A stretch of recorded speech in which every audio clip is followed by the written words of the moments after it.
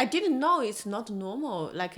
That the constant feeling of being lonely, not being recognized, and feel isolated, feel sad. As a child, you didn't know how to label those feelings. Also, because you never feared something else, so you didn't know. Oh, this is not a shouldn't be a normal state of inner feeling. I still somehow think, oh, I didn't really want to die. I just want attention. I want to scare people. I didn't want to do it. Although there's a few times I already took pills and went unconscious. And I did cut my wrist, but I still thought I just want attention. I didn't want to die. I'm not laughing at you, but I'm just laughing at my own reaction. Like in my head, I'm like, see, like that's real suicide. I always say like my really depressed period was like the best thing that ever happened to me. Best thing that ever happened to me. Best thing that ever happened to me.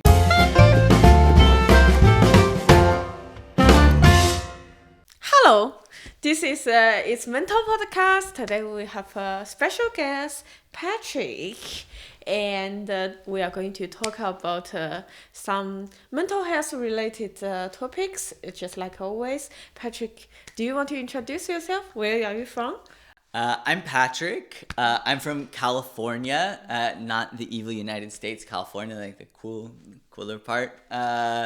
And I grew up in Northern California, the San Francisco Bay Area. My parents are lesbians, and now I'm living here in Berlin, trying to live my best life. And is that a good introduction? That's good enough. Okay, That's yeah. good enough. So, this is a podcast about the mental health topic. So, do you want to start by telling us a little bit about your history and relationship with this topic? Yeah. So I was like pretty severely depressed when I was like 21. And like I was having suicidal thoughts, and this was like a really challenging time in my life. And as I got older and I like started dealing with this mental health, like for the first time addressing those problems, I realized like I had also had kind of less severe depressive episodes throughout like my time when I was a teenager and everything. But this was when it kind of all caught up to me, and yeah, so from that point, that kind of started my journey with like learning about my own mental health, and also trying to learn how to like cope with that stuff. And I'm happy to say like now it's pretty good. It's something I always tell people, like I don't think it's ever something that's gonna go away, but it's something I can like manage now. I have more tools and stuff. Yeah. Cool, thank you for sharing. So, you had your first like severe episode in 21. How old are you now? I'm 31, so Yes. it was like 10 years ago. So, Yeah. in these 10 years, do you have a relapse? I don't think I really had a relapse. I think what it was is like 21, 22 was like the worst for me. And then I got better. I think in that first year, like I started going to therapy, and I started like even the idea that I was depressed. Like I remember the first therapy session I went to, and the therapist was like, "Oh, you're clinically depressed," and I just started like weeping because I had just felt like I was just like a fuck up, Like I just thought like, wow, I can't do anything, and I'm just making all these terrible choices. And it's like to have it be like, oh, there's something like that can be medically defined that's wrong with me, made it feel so much more approachable to getting better. And then it was like, I would say really like 3 more years before I really felt like I was in a really good place, like the first year got better, and then it was 2 or 3 more years before I really started to feel better. And I've had moments of like where I feel it kind of creeping back in. Actually, like most recently with the lockdown is the first time in a while I've felt it coming a bit again. But now it's just a different situation because it's like I feel like I actually know that there's a problem and I know the things, some of the steps I can take to help deal with it. So it's never gotten that bad again. Yeah, so I find it's very interesting. You said that when you are 21 years old, you realize when you go to get help, you realize actually you had some episode before, you just didn't know. Um, if you recall, you think till you from your first time actually depressed till you start to realize you are depressed, how long it took? I mean, I I mean the crazy thing is that like before he told me like, "Oh, I'm depressed." Like I was having suicidal thoughts and I still didn't think like, "Oh, I'm depressed." You know? Like I didn't connect the dots. I was just like, "Oh yeah, I'm thinking a lot about death." Like, "Oh yeah, like I like go to this one bridge and like sometimes think about jumping off." Like I didn't connect the dots of like, "Oh yeah, like you're super depressed." I just was like, I don't know, like I just felt like something was wrong, you know? So I think it was maybe 6 months or a year of like things getting worse and worse. And I also was like really lucky. Like I grew up, my one of my moms is a therapist, and a lot of our family friends are therapists, and so it's like that was something that was very like accepted and also like thought of like of course everybody should like go to therapy. And so I remember also when it was getting really bad thinking like I couldn't ask for help but knowing I needed help, and my parents were like, "Will, like, do you want something, like do you want to go into therapy?" And so then I was like, "Yes." And they also like helped organize it and everything, which was, I mean, I was super lucky, you know, like lots of people don't have that benefit, but at that time I just like, I mean, I couldn't do anything, so it was like the idea of like looking for a therapist or something was. I mean, you said you had a depressed episode when you were a teenager. How early can you recall the first period maybe you were depressed? I guess when I was like 15 or so. um I mean, I don't know, like I guess it's now, I never thought about it until you just asked me about it like this, but it, I obviously I didn't think of myself as being depressed until like uh in hindsight. I always thought of it as just like, oh, I'm a teenager and this is like you're angsty and this is hard. But like I remember 15 specifically because I mentioned to you before we started recording, like I've always struggled with my weight a little bit, and like that was a time where all of a sudden I like gained a bunch of weight. And that's also always been a little bit of a pattern, is like when my mental health starts going, I usually like I end up starting to gain weight. I ask you the question is because from your description, probably it took you 6 years for you to realize something went wrong. I find it very interesting because when I first time going through this thing, I check online and they say the average time between a person start to be depressed till they go get help is 10 years.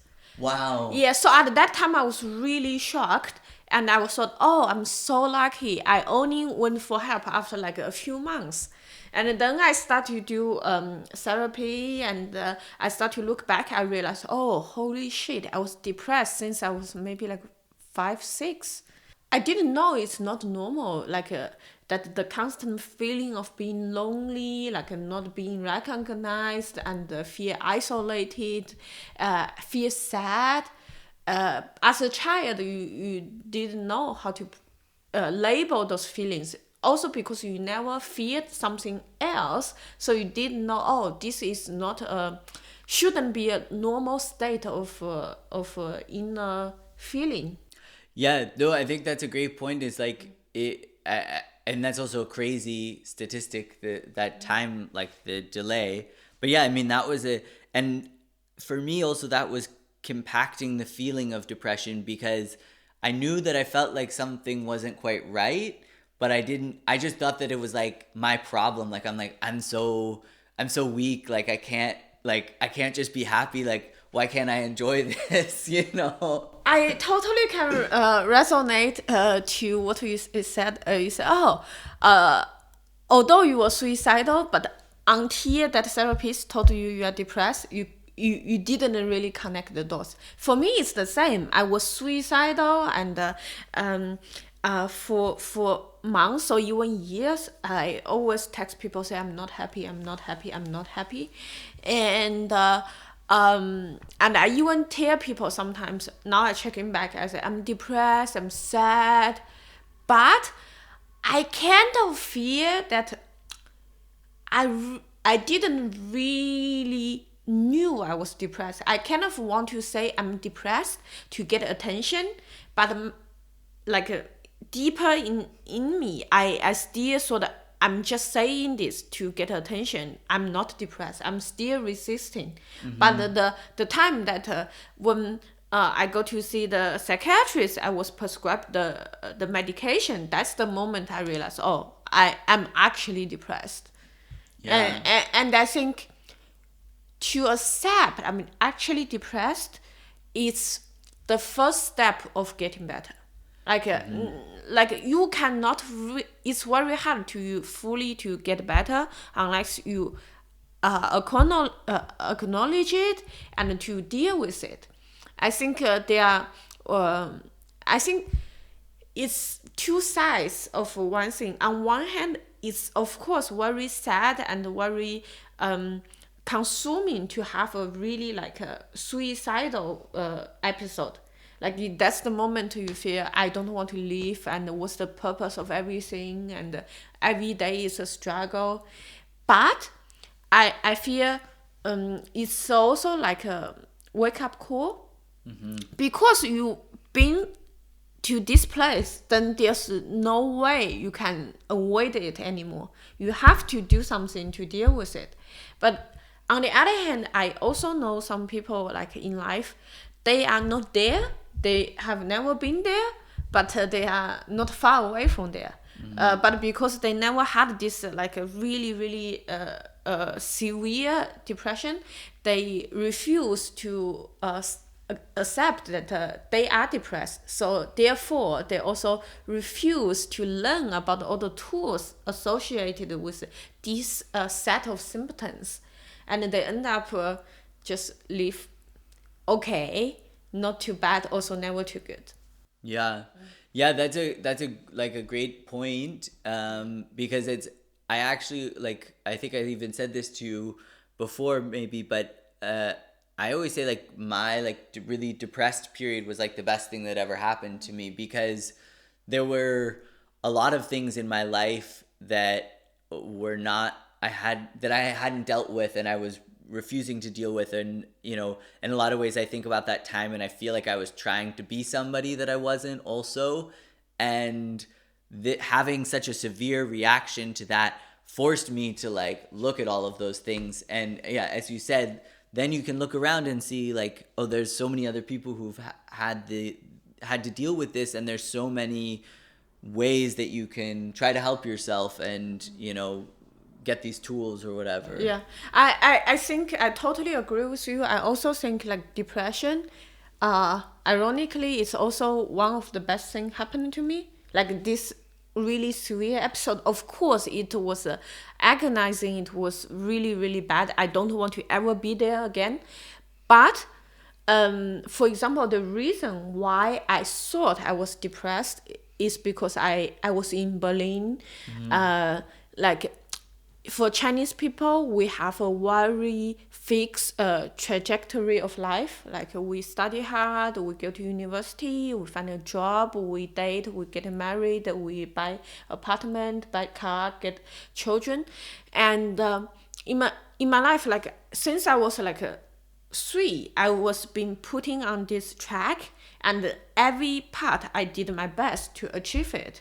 And as soon as I finish all those like study and getting job, I realized, oh, the next step is to find someone and get married. But I was in Berlin, I was alone, I didn't have friends. It was so hard to find a partner because I had an issue, and Berlin is not the best place for dating. So failure after failure, and at some point I feel so lonely, and I just couldn't take it, and I was depressed. And I think if life was slightly different, for example, 6 months before the really hard episode, what if I met a okay guy and we get along, we start to be together? On one hand, I wouldn't have went to this dark place, but on the other hand, I would not treating my problem. I would be in a relationship, probably more like all the past relationship I have, or the relationship patterns from my parents, like love and hate, lots of torture, and cannot leave each other. That's the kind of pattern I had in the past, also from people around me. But because now I went through this dark place, I did all the work, going through therapies, read lots of books, continuously learn. So it not only pulled me out from that dark place, but also I just become a better person. I realize what is healthy, what is not healthy. I'm so how do you say, attentive to my own feelings, and I try to improve and be better all the time, and learn all the tools. So I totally can relate with you on that. Yeah, yeah, and it's interesting also that like that question about like having a partner, because that's something, you know, you talked about like friends who maybe are depressed and but haven't gone to quite that like totally dark place. And I don't know, I do feel like I have a lot of friends who are like looking for someone, and in my own journey, it's like I feel like I had to learn to be by myself first. And in that whole period, I wanted to meet somebody so badly. I really felt like that would like complete my life more, you know? And now that I have met somebody, it has, but I feel like I had to go through that period of not finding someone. And so do you feel like that also part of your journey was the like being by yourself thing? I think dealing with depression, one good part I learned is that how to dealing with shame. Like now I'm very comfortable to admit the shame I had, and the shame I have. One thing shames a lot of people is being lonely, to admit you are lonely. But actually most people living in the cities, they are lonely. And once you admit you are lonely, and you are, of course, you are not happy because you are lonely, then there's ways to treat it. For example, you can make friends, and can find hobbies and all the other things. But at that time, I wasn't able to admit I was lonely, because it's something so shame to. I wasn't conscious about it, but I just couldn't talk about it. And so my solution is to find a partner. But now I understand, like of course, having a partner can help you to be less lonely, but the point is that you need to be from within. You have things going on, you have your own attention on different things. So I feel, yes, it was very very, how to say, a very suffering journey, to like craving for someone but couldn't have someone, and the loneliness. And also the more lonely you are, at least for me, the more lonely I was, the more I want to find a partner, and the more I ignore my other needs. For example, to have a sustainable, like a nurturing friendship, or build hobbies on my own. So actually it adds together. The more I focus on finding a partner, the more lonely I get. Yeah. Yeah, I think that's I find that like similar experience. And also even though it's like it's hard advice to like give to yourself, that maybe this is a bad metaphor, but like maybe this is racist, but you know Chinese finger traps? Is it? No? Okay, it's a thing they sell in the States, and it's like in Chinatown, and it's like you put your fingers in, and then when you try to pull them apart, it gets like tighter, and you can't like escape them. And the only way to get your fingers out of it is to like push them in. And so the analogy that I was going for there is more just that it's like, I feel like sometimes the best way when you want to meet someone is like, if you really, really want it somehow, then it's not going to happen. Like, you have to kind of not be looking for it. And like, that's such shitty advice to give someone. Yeah, But I think it's just so hard to understand it when you are in it. And when people give me similar advice, I get really mad. But now I think about it, yeah, like I wouldn't want to date someone who's obviously hunting other party. Like I'm not interested. But when you really, really want it to happen, people all see that you are really hunting. People get interested when you are not hunting, when you are just be yourself. But Yeah. it's hard when you really, really want a partner. Yeah. So I feel on one hand it was really lonely, the journey to find a partner. But on the other hand, I do feel I feel I'm lucky that I haven't met someone prematurely because I wasn't ready. Like I thought I was ready, but I didn't deal with my own issues. Even if I'm in a relationship, yeah, I will be less lonely, but I would probably will be a very abusive relationship. I didn't have my boundary. I didn't know how to control my emotions, and I didn't know how to play a fair role in relationship where both people contributing and respecting each other. do you feel like that period also has helped you now in this relationship that you're in? I ask because like I feel like for myself that that time of being by myself also, it makes me like, I think it's natural over time you start to sometimes feel like you get annoyed at the person and you're kind of like what if we weren't together? And in that time I always also remember this time of like what it was like by myself, and it really makes me like kind of re-ups all of my gratitude to have her in my life and be like, you know, that remember. So do you feel like you gained anything from that? I think similar but slightly different. I don't think he's a piece of shit, but it's better than not having someone. But instead I think, yeah, Sam is not perfect, but I dated lots of douchebags. Yeah. So so I saw the worst. Yeah, yeah. But to be clear, I'm not saying that Anya's shitty.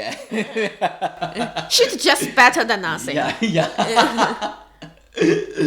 Yeah. So when you were 21 years old, did you took medication? No, that was something that my therapist and I discussed, and he kind of said, he was like, I was seeing him weekly, actually, sometimes I think even twice a week, and he was like, we can go with that route, but if you want, we can try to, you know, take this on, you know, without medication. And I don't know, actually, in hindsight, like if this was part of his thinking or not, whatnot, but I was also like definitely like heavily abusing alcohol and like weed and stuff at that time. So I don't know if that he also thought like maybe that's better. So anyways, I didn't take any medication, but just kind of like therapy, and then, the basics like exercise, diet, sleep. Yeah. Also, not like trying to party less and not kind of abuse those substances like that. Did you you talk about the alcohol? Do you consider you were alcoholic? Yeah, I mean, I don't know. Like, I feel like alcoholic's like a hard, like a. I'm not ready to classify myself. Were No, you shaking? no, I wasn't shaking. I mean, I was drinking a lot, and probably like. I mean, I wasn't even probably drinking every day, but when I would drink a lot. Like 15 beers, or I could drink half or a full bottle of like liquor to myself, and I would like black out all the time, and in like it's more like when I look back that I think like, oh yeah, I had a drinking problem because I like hurt some friendships, and I did, I just did stuff that in the context of being in college and also at a school that I think was like very friendly to the idea of binge drinking. It was like, oh, it's funny, you like broke your phone because you were too drunk again. But it's when I look back, I'm like, ah, yeah. But when you look at all of the things I was doing, I definitely had a problem. But I don't know, like, yeah, I don't know the terminology well enough to say like, oh, I was like an alcoholic or something. So when since 21 years old, you said you learned lots of tools. What's the best tool you learned? I think the thing that's been like the most powerful for me is there's this Buddhist nun named Sharon Salzberg. Have you heard of her? And she's American, but anyways, she had something. She has several books that are really good, and she has a podcast that I've listened to. But she said something once that really changed my life, and she was like, "Your thoughts are not you," and she used the analogy that like you are like the sky, and your thoughts are like clouds. They appear in the sky and they disappear, but they're not the sky. This is a very common terminology, like in meditation practice. Yeah. It's quite, yeah, maybe she also just like got it from somewhere, I don't know. But that changed everything for me because I had so much negative self-talk and I really internalized it like it was real, like I would have an awkward interaction with someone and I'd be like, oh, you're such a fucking piece of shit, like I can't, and I would really be like, yeah, I'm a piece of shit, and now at least when I have those thoughts, I can usually recognize it and be like, oh wow, like I can disassociate and say like, oh, look at how my brain is trying to tell me that I'm a piece of shit. Is that the reality? Like probably not. And that alone, that like, I mean, I still use that today. And I mean, I still catch myself, of course you have those thoughts where you're like, you can't get something done and you start, I don't know, I'm easy to beat up on myself. And so yeah, that was like a really huge one for me. And then yeah, I mean the other ones are kind of like boring, but just like really exercise has been huge for me, which is hard to do if you're super depressed, right? But I mean, like you asked if I had any relapses, but like for example, in 2017, I was having a period. I had a friend go through something, and I was really worried about her, and I was back stuck at my parents, and in this time I was like, I just started going to yoga like every day, and that like I could feel these little tinges of that thing, but I could also like that really saved me in that moment. So yeah, exercise is probably like the biggest one. Yeah. So you talk about sports. I totally agree. I think this is interesting. I think for people who had like severe depression episodes, it's a very common knowledge. Like if you are depressed, try to do some exercise to keep yourself like how to say active. And what I read is that with depression, there's basically two types of approach. One is medication with lifestyle change. The other one is lifestyle change. So it's really almost impossible to get out of depression if you don't do lifestyle change and thinking is fully in your mind. But I see that for lots of people, it's not that obvious, especially my people I know in China. I have a friend. She would stepping back with her from her depression to her depression very often, and when I ask her, then she's like stay indoor all the time, never go out, and binge eating and sleep in the morning and wake up in the night. I was like, of course you are depressed. Yeah. And if you put a healthy person living like that, they'll be depressed too. Yeah, yeah. No, I agree. I actually just had an idea for a bit that I want to maybe, like, it needs to be worked out more, but I want it to be something about like, do you ever feel like you have like a crushing depression creeping back into your life, and then you just realize you haven't showered in 2 days? Like, because I had that feeling where it was like I was feeling super down, and then just something so basic like I took a shower, I felt 10 times better.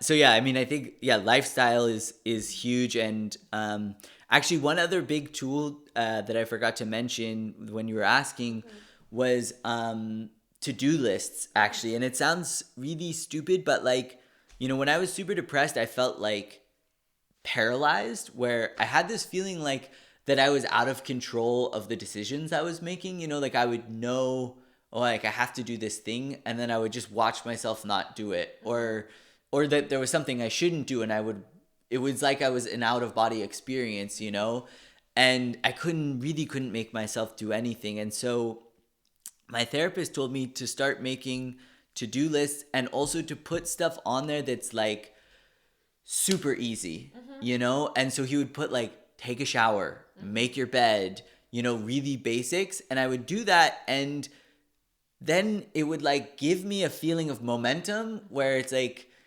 then I could do the bigger thing, like, call my doctor or go grocery shop, and like they kind of built, and I still use that today. And like my girlfriend actually like really makes fun of me, because she's like, really, like, shower and cut your fingernails made it on the to-do list. You couldn't handle those without it. But it's I don't know, I still find it helpful just to have stuff that's easy on there to just like cross off, and that I need momentum, Okay. I'm very happy you mentioned this. Actually, a few episodes ago, Francesco, a very good comedian, you can check it here, he also come to this podcast. He talked about his tools. One of his biggest tools is a to-do list. And he would write the to-do list one night before, and then second morning when he wake up, he just follows a sequence of like a very mechanic steps in his morning, and then just follow the to-do list, and then he can start the day. Because in the morning, when you are grumpy or didn't sleep well and use your brain always struggling, what to do, what not to do, and to measure and to argue with yourself what not was it. It takes too much brain willpower. And he told me like willpower is hard because it's limited, but just using habit and using more mechanic steps is easier. And I really happy you mentioned this to-do list, because that's the biggest discovery I had in this depression episode since last November. I had issues of getting things done all the time. Since I was a child, every time we have a school holidays, they would give you lots of homework, and I would wait always like a week before the deadline. And my family runs a sweatshop, so we have lots of like immigrant workers at our place. So 1 week before the deadline, I will lead a small team of immigrant workers and do my homework together. Yeah, like I just cannot control myself. I don't know how to start. Yeah. And also at work, like sometimes I just look at the screen, don't know what to do, and waste time. And I hate waste time, and it drives me crazy. I was so stressed. Then I discovered the to-do list. I mean, I know to-do list all the time, but I tried digital ones, really didn't work for me. Then I realized pen and paper works the best for me. And since a while ago, I upgraded to like a weekly calendar. Like I really like this. Like it's 2 pages for 1 week. So I already today I already can think about like 2 weeks later on a specific day what I will do that day. And every day I wake up just so simple, just follow it. My day is complete if I can like finish all those small things. And I really like this tip you give, like put a simple stupid thing on it, because with my to-do list I realized the best thing, easy thing to do is to put some really small and simple things at the beginning of the to-do list, and when I wake up I just do those small things, and it builds momentum and it make me feel so confident and happy about myself. Then I have the motivation and energy to do the harder things. Yeah, totally. And yeah, if you yeah, because if it's just all like pay your taxes and like, call the person you're not supposed to call, that can also be like hard to get into. But yeah, if you have these easy things to start. And I also feel like putting the small things at the beginning also helps with procrastination, because without to-do list, when I wake up today, if I need to do tax return, I would just wake up and sitting in front of a computer, say, oh, I do tax return, but because it's a big task, I keep like delaying it. But with those small tasks at the beginning, I'll do those, and when I finish all the rest of easy task, then it's already at the end of the day. I'm like, yeah, what I'm waiting, like I cannot delay it no more. So I will do the tax return. So instead of staring at my computer, procrastinating the whole day, I just do small task, planned, different sequence. Then at the end, I end up doing more things.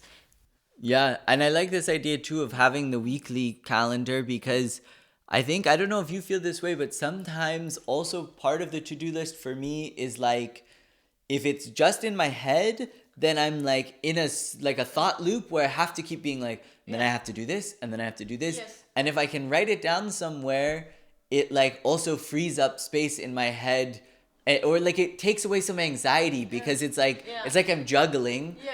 And then if I could just put the balls down, then I can. Yeah, totally. Because human brain, we can only like remember like 7 things, 8 things, the flash memory. So if we try to remember what we need to do, we'll forget it for sure. And also it keeps some space, like keep running in your back of mind. But once you write it down, then you can forget about it and focus on the thing you do. And I also feel like in the past, I was very easily distracted. I was like, oh, this idea. Then I end up chasing my idea, put it into action. And now when an idea, something I need to do come in my mind, I just write it down. Then 10 seconds, then get back into what I was doing. Yeah, totally. So very good for focus. And with the weekly planner is that I already know what I will do this Sunday. So it's more organized, and also I'm more realistic with time. I wouldn't say, oh, this all the things I want to do, then I get overwhelmed. So I put it separate in each day, and I'm sure that this week I can finish the things I want to do. Yeah, I think that's really helpful. To-do list is amazing. To-do lists. Yeah. Pen and paper really works for me. All the digital ones, I tried so many of them. I just end up never open that app again. For me too, and there's also it's like I don't know why, but like my silly brain needs to have the physical like crossed it off, and also like what I have is like it's like a notepad with like stickies, and so when the to-do list is done at the end of the day, I rip the whole to-do list off, and if there's something I didn't finish, I put it on to the next day, and then I throw that away, and there's something like okay, I completed this day at that point. Not great for the environment, sorry, but That's what I used to do until I discovered this weekly planner. Try it. the weekly planner. Maybe I need to make the dive and get like a full weekly planner. Yeah, it's really good, and it's on discount, only €7 on. Ooh, günstig, gut und günstig. Yeah. Cool. I can't believe we're talking like a to-do list for so long. I know. Yeah, but it lots of things about depression, like the tools. When you tell people, it sounds stupid, but it's really, really working. For example, like just sleep on time. Yeah. Don't drink in the evening. Do exercise and eat balanced food.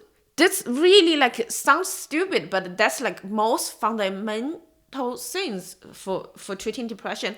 I feel like I had relapse. For example, this since November, I had a quite big relapse, but it's nowhere near to the severity compared with 3-4 years ago.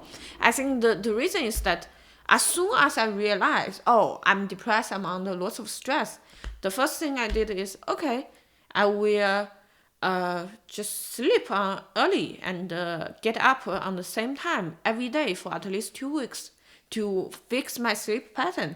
And I will start to do sports again. And then as long as I get my diet, my sleep, like fixed, it cannot go too bad.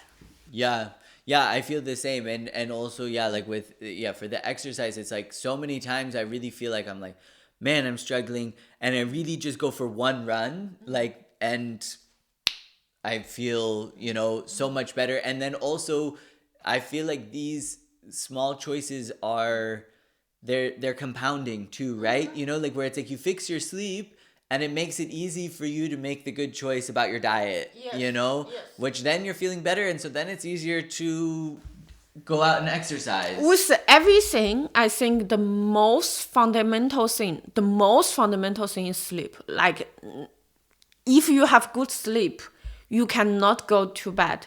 But so many people ignore that. Like I have friends, they keep telling me, oh, I'm depressed, I'm grumpy. And then I ask them, when do you sleep? They say 3 a.m. I was like, of course you are depressed. Like sleep really does magic to us. When we are awake, our brain produces lots of toxic protein. And when we sleep,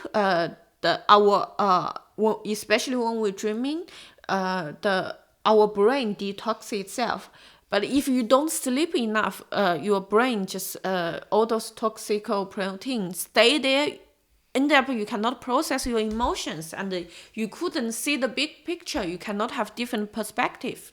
So, and you keep making worse and worse choice. Yeah, and I have to admit, actually, like it's not also like my sleep is also not always so great, and Berlin makes it worse. When I'm living like in the town where my parents are from, it's like small. It's easier to get in this good sleep schedule. But here, it's like so easy to just lose track of time, and then it's like 2 a.m. and. Have you read the book Why We Sleep? No, I don't think so. By Matthew Walker. It's really a great book. He was he on the Joe Rogan podcast? Yeah. I've seen his the podcast with him. Yeah. Mind blowing. Yeah, for me it's revolutionary. I since then I never fuck my sleep up, and I never been too bad situation. Yeah. Yeah. How do you find like, cause that I'm like good at self-discipline, but I sometimes feel like I'm playing like whack-a-mole, where it's like I can only like if I'm like exercising and eating well, then like I'm not sleeping so good and I'm drinking a little bit too much. And then if it's like I'm not drinking and I'm sleeping good, then I'm eating a lot of sugar and I'm not like, you know what I mean? Like I feel like sometimes I have a hard time I doing everything well at once. I don't understand why you're sleeping and eating sugar can be like a trade-off, because normally when you sleep enough you have more willpower to say no to sugar. Yeah, that I mean, I don't know. But I have like drug addict Do you know feelings towards sugar. sleep, the most important thing is to sleep at the same time and wake up at the same time every day? Yeah, I didn't know that. Yeah, I think I learned from this book. When I read the book and I also keep revisiting it, it's still very easy to forget. And for example, at the beginning of November, I was like, okay, every day I will wake up at 8. After 2 weeks, I feel much better, and as soon as it's 8, I get up. Then in the past 2 months, I kind of lost it a little bit because I got much better. So I was more casual. And then getting up in the morning is way harder. Every day is a struggle. Then since last week, I was like, this cannot continue. Then I decided to wake up every day at 7. And it's been only been a week, and it's so easy now. Just wake up and get up. Yeah. That's a good idea also, is like to make it as simple as like I get up at the same time every day, because then it is like self-controlling, right? Because it's like you can stay up late, but if you get up at 8, then eventually the next day you're going to be tired earlier, and then you start going to bed earlier, and then you're in a good sleep cycle. Yeah. Yeah, I should do that. I need to do that. Really read the book, is really great. Yeah. Yeah. So I'm not sure if you want to go there, but I will ask anyway. So when you are 21, you want to go through the treatment and everything. Did you figure out what's the root cause for your mental issues? I mean, I don't know, like, I don't feel like it was like, okay, like, this is it, you know? I think, what was happening in my life at that time, I was in a relationship that fell apart, and I really, I mean, I was maybe a bit young and naive, but I thought like that this was the person I would spend my life with. One of my moms got diagnosed with cancer, and I mean, she ended up being fine, but I think that was also like this first moment of like realizing my parents' mortality. And then I was a runner. Like I did distance running, like I ran at my university and stuff, and I had an injury that basically like ended my running career.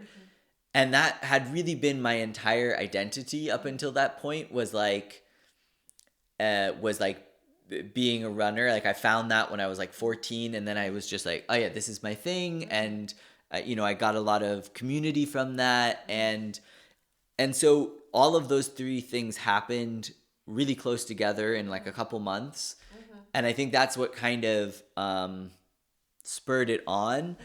I think generally more what it was also was I was kind of trying to be somebody that I wasn't, like growing up with two moms. I don't think I was ever really like bullied so hard about like having two moms or anything. It's because your moms are hot. My moms are not the hot type of lesbian. My mom are like the more butch kind of lesbian. Also, they're quite old, but sorry, moms. But no, but I think more like what I had with that was I had some crisis with like my own masculinity, and feeling like I wasn't like man enough or masculine enough, and like have like that I couldn't connect with guys somehow.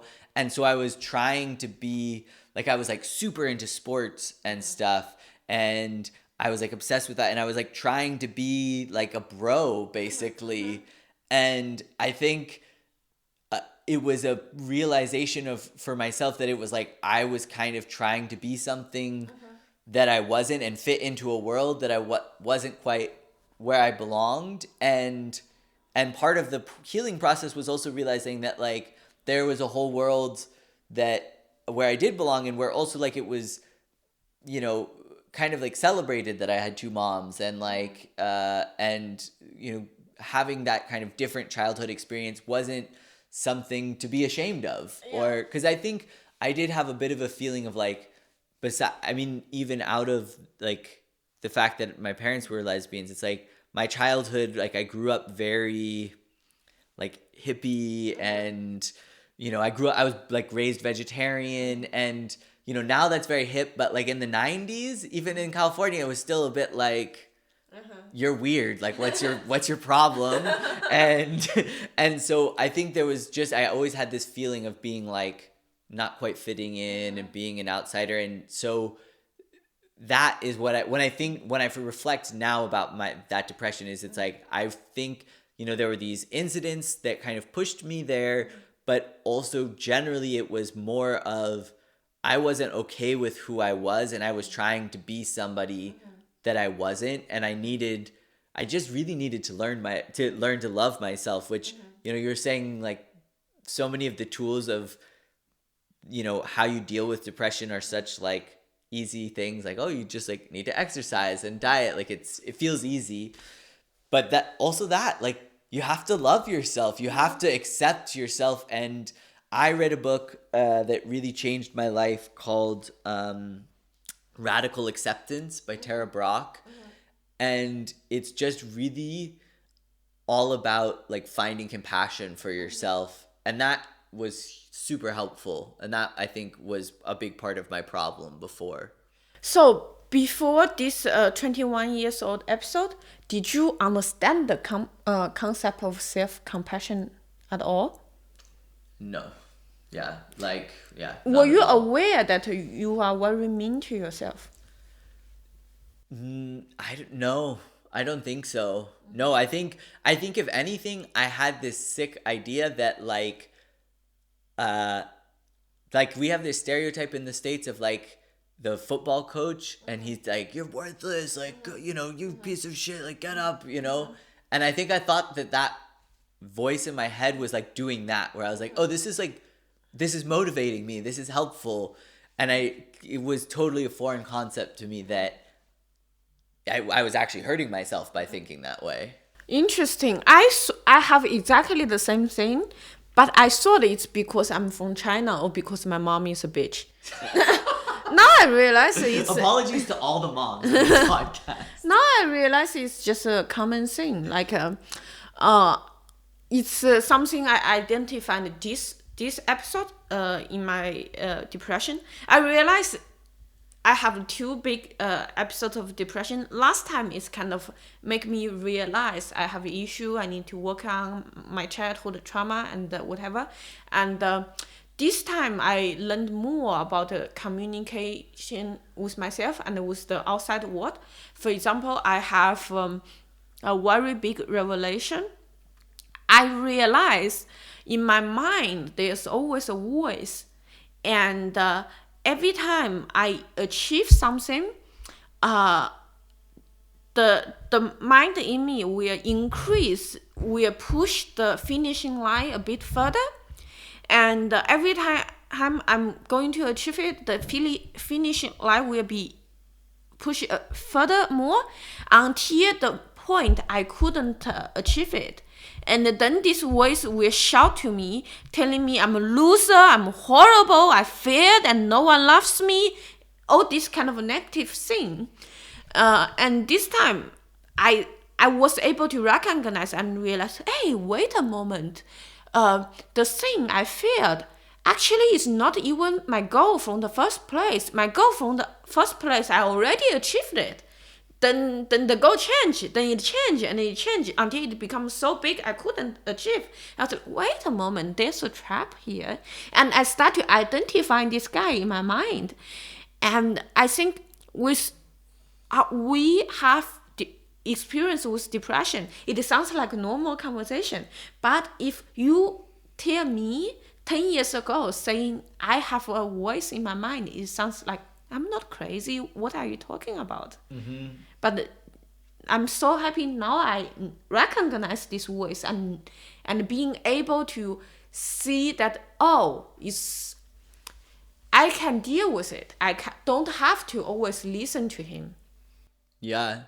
I feel like with that too, like it was, as you said, like 10 years ago, it's actually also, like when I talk about like my suicidal thoughts or whatever, I really only started talking about that more openly like a couple of years ago, because I had this like imposter syndrome for the first few years where I was like, I mean, yes, like I thought about killing myself, but I never tried. So like, I wasn't really, you know what I mean? Like I was like, I mean, like, yeah, I went to a bridge and I sometimes looked over and thought like, should I jump off? But it's like, I wasn't suicidal. Like I didn't do anything. I also thought the same. Like I now thinking back, I attempt suicide so many times, but I still somehow think, I didn't really want to die. I just want attention. I want to scare people. I didn't want to do it. Although there's a few times I already took pills and went unconscious. And I did cut my wrist, but I still thought I just want attention. I didn't want to die.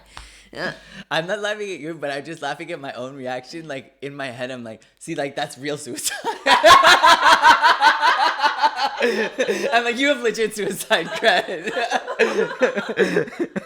No, but yeah, it is crazy. Like with these games that our brain play with us, where it's like, and like, who would judge us that it's like we went through something painful? Like if you have, it's not normal to have thoughts about that, like ever. So yeah. Are you sure it's not normal? Well, I mean, I guess it is normal.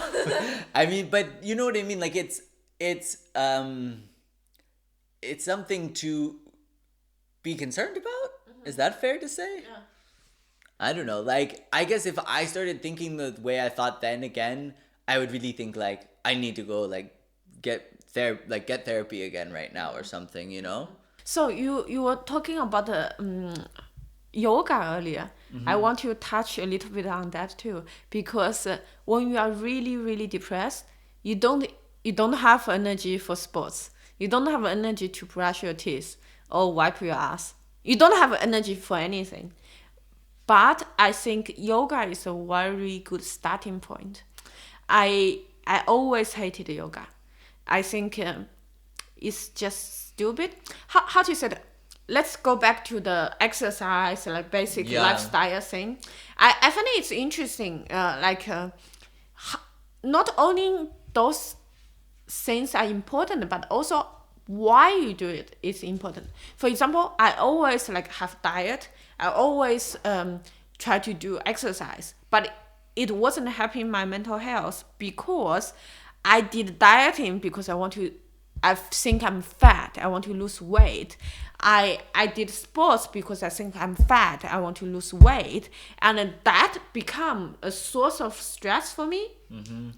But in order to help your mental health, if you keep thinking I'm fat, I need to do more exercise, it won't help you.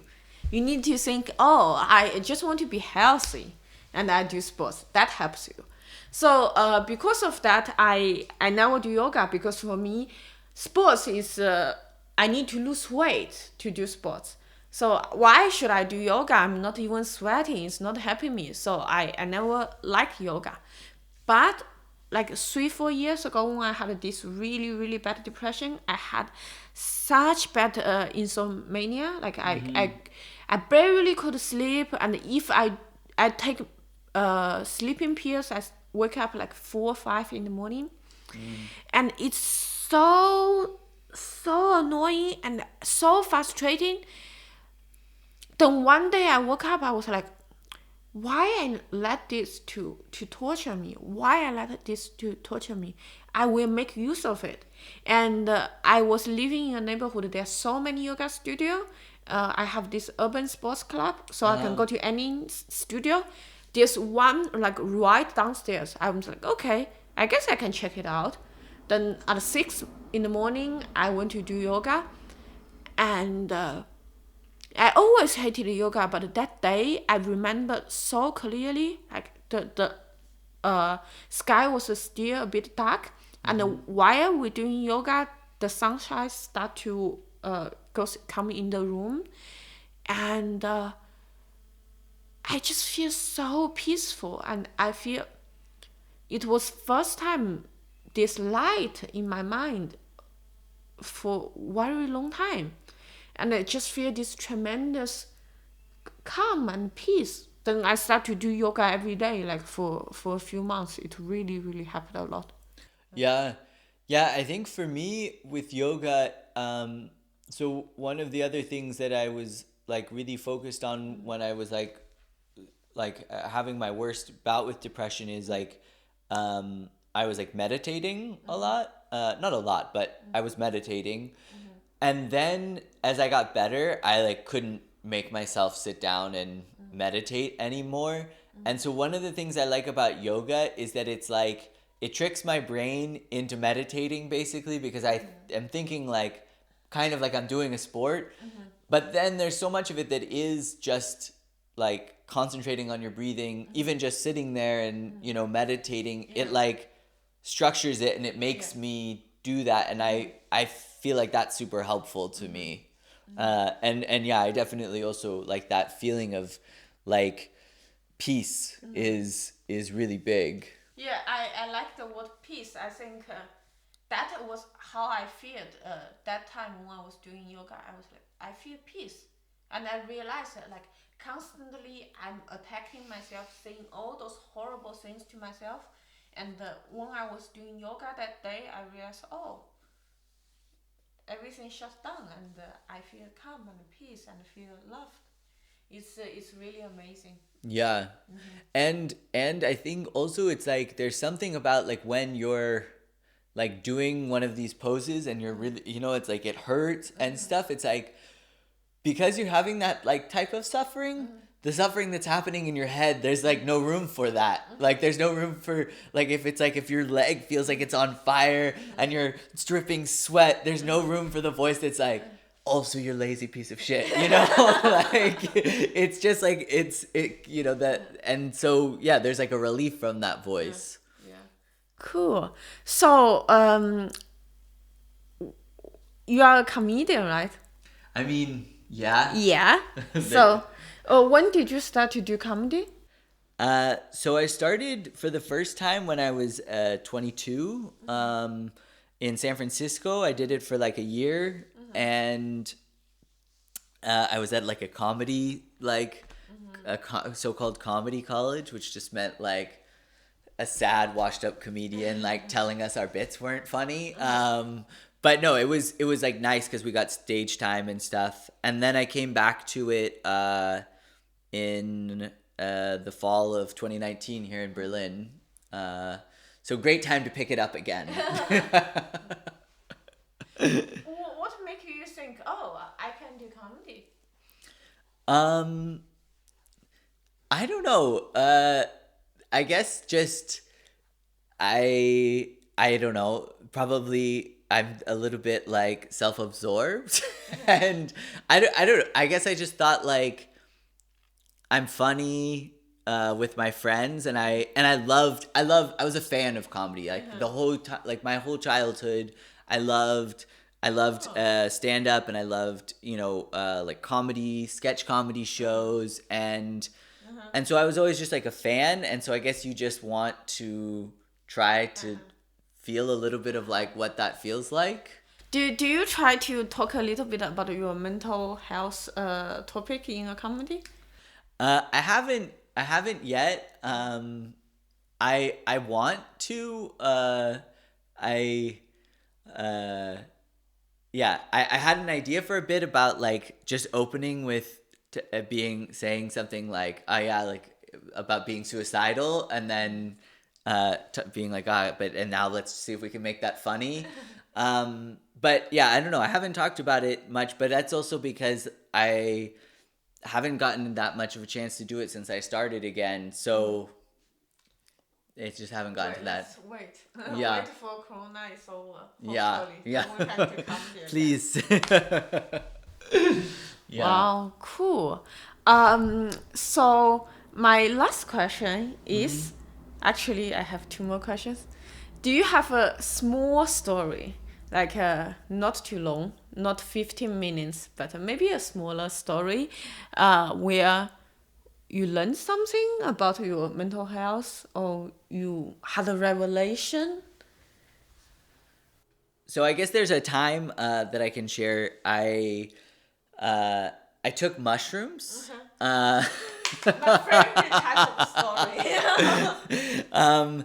No, but like all my friends were going to go to like a big day drinking thing, and I was like, no, no, no, I want to stay here and just do mushrooms. And it was the first time I had taken mushrooms before, but always at like a concert, like for a party, and I felt really like called to like just respect it more as like a tool almost.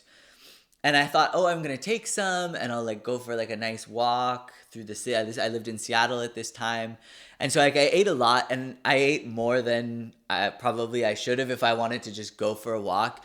And so I made it like probably like 5 blocks to this like little forest before I was just like I couldn't walk, and so I found somewhere like off of the trail and was just like laying in the plants, and like the sky was really going crazy. But what was powerful about that experience for my mental health was I had this realization. Up until that point, I had felt like I knew my parents supported me, but I had almost a feeling of protection, like being protective of them, where like I didn't want to be totally honest about what I was going through and what was happening in my life, because I knew they would worry about me. And in that mushroom experience, I had this just like very clear like message that was just like, like you can like share everything with them. And also like at that time too, I was like having some kind of, I was partying a lot, and so they didn't know I like did drugs or anything. And after that experience, we went for like a walk together, and I shared that, and that like really opened up our relationship to a new level where it's like I really feel like I can be honest with them about everything, and to be able to share when I am feeling depressed or something, or what the depths of those depression were, was really really helpful for our relationship and for my mental health to have that. I You are lucky. I'm going to share the story I didn't hear on your On my podcast. side, yes, please. Yeah, so I read quite some literatures about psychedelics. There are lots of research shows that psychedelics is really helpful for mental health. Lately, I read a book by Johan Hari called Lost Connections. One of the chapters, they also mentioned psychedelics. They lots of researchers realize when you take a high dosage of psychedelics, you can reach to a spiritual place. And at this spiritual place, your mind becomes so open, and it can unblock of lots of stuff in your mind. And they realize it's the same spiritual place if you practice meditation for a long time. And I tried meditation many times, but I never not able to really get into it. So I was thinking, okay, I like psychedelics. It has helped me a lot in the past regarding my mental health. I had lots of revelation about it. So how about let's just take a high dosage of acid and do meditation. And the first 4 hours I was meditating. It was beautiful. I have like my this time, my depression since November I had is very related to my work. And there are some events happen at work, and when I left the job, I feel everyone hated me. I feel the environment is very hostile. I feel everyone was looking down on me, and I feel they were all talking about me and gossiping, criticizing me. And during this meditation trip I had, I realized no one is talking about me. No one cares about me. They all care about themselves. And they are not thinking hostile about me. Instead, it's my project, my own feeling about myself I project to them. And in my mind, they are mean to me. But actually, it's I feel upset about myself. I myself want to beat myself down. So like suddenly I just feel I was in a very, very dark garden. Then suddenly sunlight comes in and all those really, really like how to say hurting plants, they evil plants, they went away, and I see clear sky with sunshine comes in. It was beautiful. And then that's the first part of the trip. Then the second part of the trip, I end up having really, really bad nausea. Oh, and no. I couldn't meditate anymore. Then I decided to watch Frozen. And in the middle of Frozen, I was like, it's too bad. I have to go to bathroom. So I had diarrhea. Then I flushed it. I was like, I need to puke. Then I put my head into the toilet where I just diarrhea, and I just puke and puke and puke. And I was puking my stomach out. And all I could think in my mind was like, Frozen is an amazing movie. And the next thing I know, I was like puking. I'm beautiful. I'm a woman. I love myself. I'm proud of myself.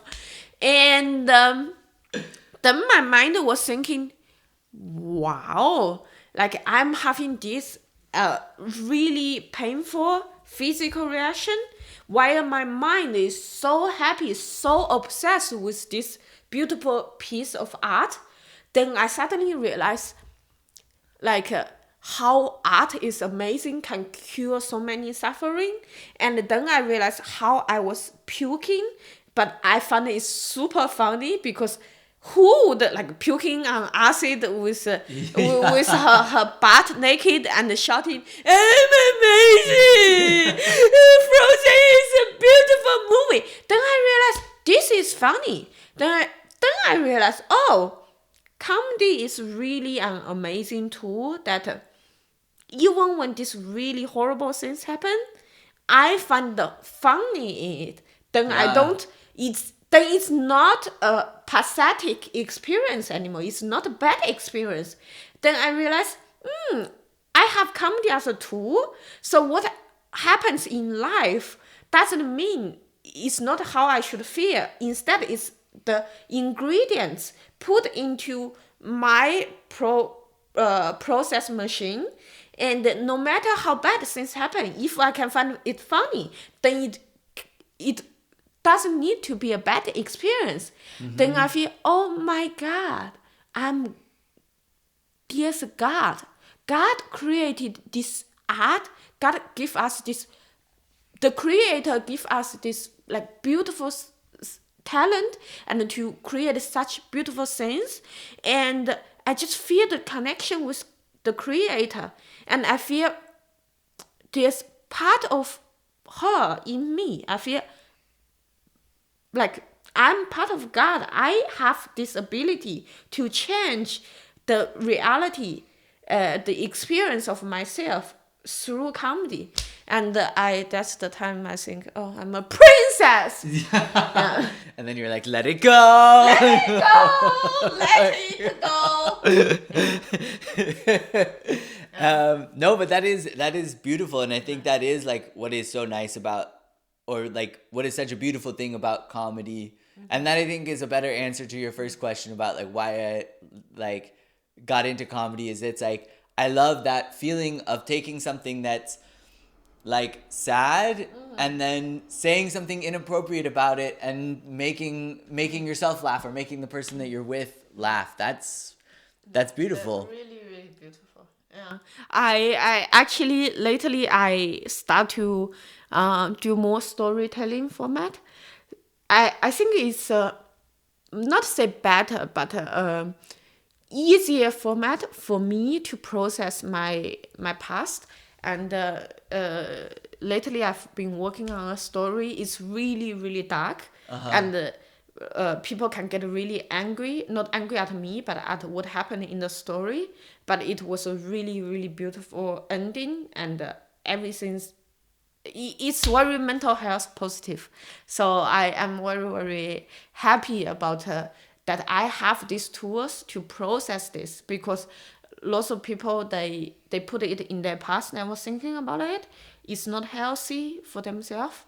Also, if you can create art, why not use it to make someone else feel happy? Yeah.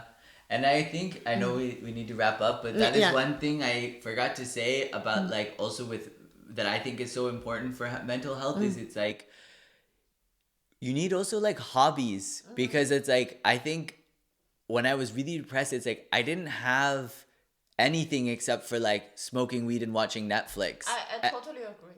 Yeah.